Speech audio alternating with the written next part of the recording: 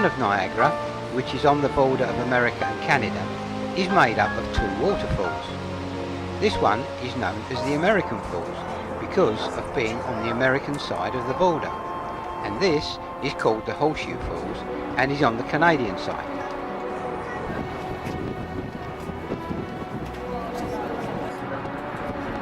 We are on the Canadian side, and as you can see, it has good hotels and beautifully laid out gardens, and is a lovely area in which to spend a few days.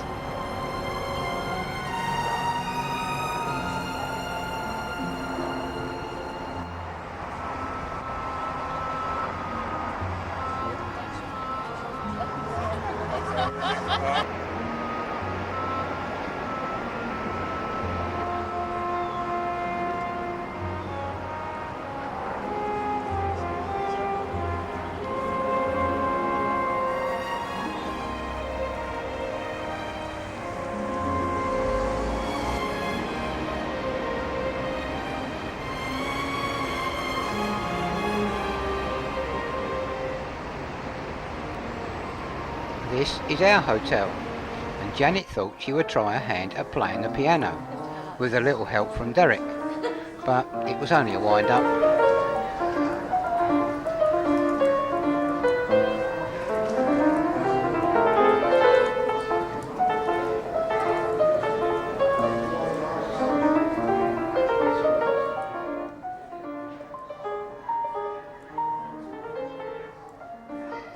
We thought the best way to see Niagara was on an organised tour. So, with a few familiar names on the destination boards, let's take a trip on an old London bus to see some of the main attractions.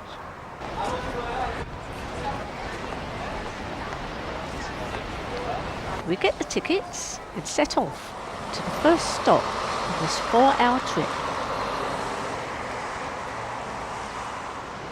The first attraction of the afternoon tour is the Spanish Aero car.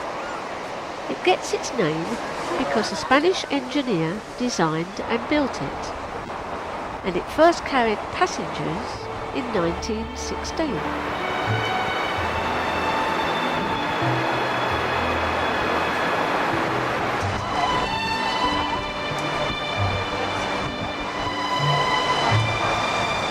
Looking towards the American side, the water is coming towards you at about 37 kilometers per hour, and the flow of water through the river is 170 million liters per minute. This cable car spans the Niagara River at a point called the Whirlpool, and the round trip across the river and back takes about 10 minutes.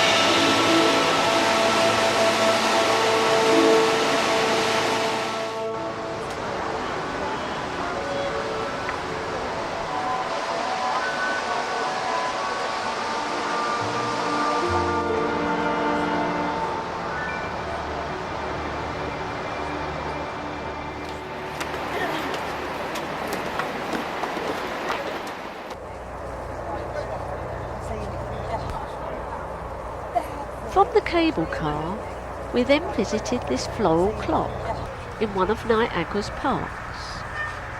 And it's one of the largest in the world at 40 feet in diameter. The floral face is changed twice in a season. Violas are planted in the spring, and then from late May, traditional bedding is planted, and this lasts until the first frosts occur in the autumn.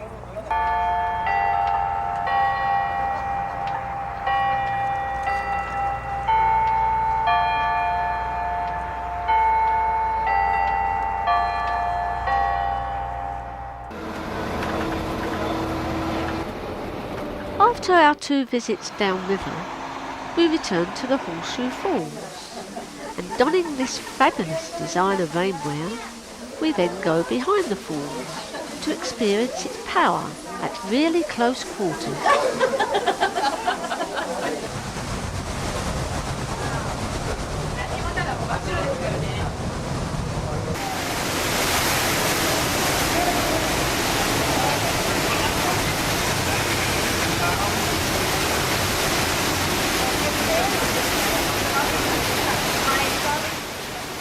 Here, behind the falls, the noise of the water is unbelievable.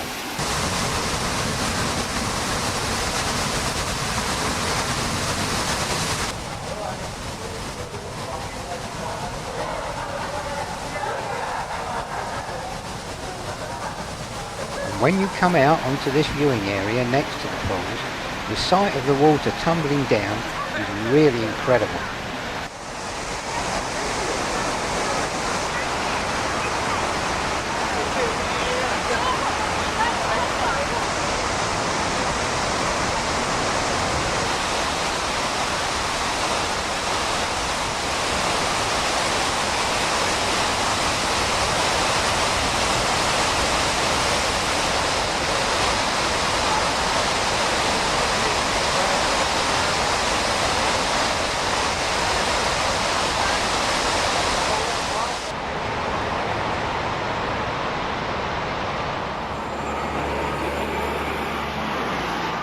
We collect another issue of designer rainwear, and after Ken and Derek show us just how to get kitted out for the trip, we embark on the Maid of the Mist that will take us right up to the base of the Horseshoe Falls.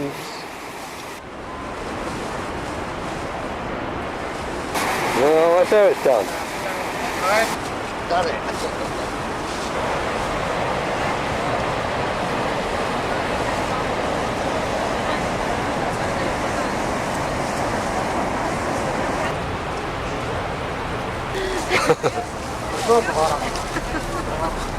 Well, it's going to be pretty wet up there, folks, so we've been told.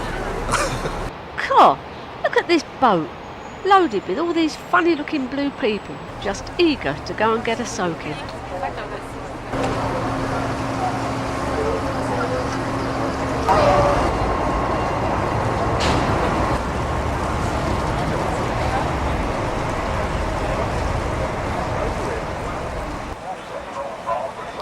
The Maid of the Mist leaves the jetty and sets off for this awesome wall of water.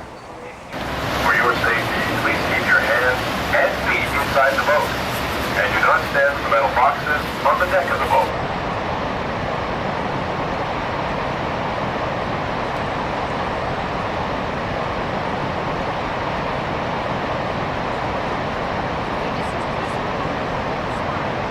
Beneath us, the water plunges to a depth of 180 feet, or about 55 meters. It really is a fantastic sight and an experience to get up this close to the falls.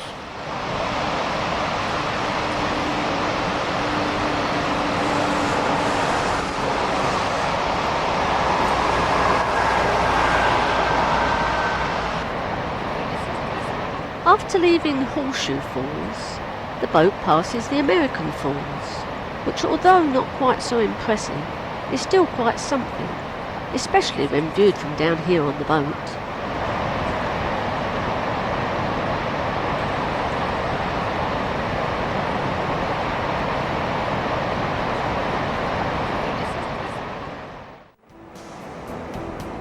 As the moon comes up, the town gets lit up. And as well as the main street, with its restaurants, bars and amusements, the falls themselves really look fantastic with the changing colours of the lights on the water.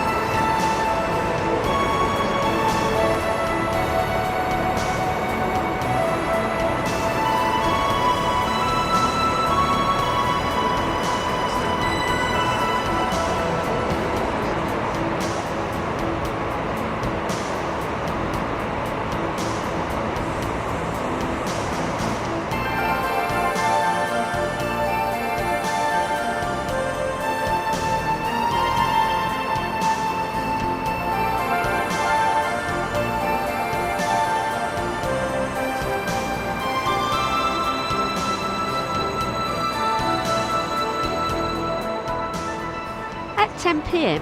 every Friday night during the summer months, there is a spectacular firework display, and this just rounded off our memorable 2-day visit to Niagara.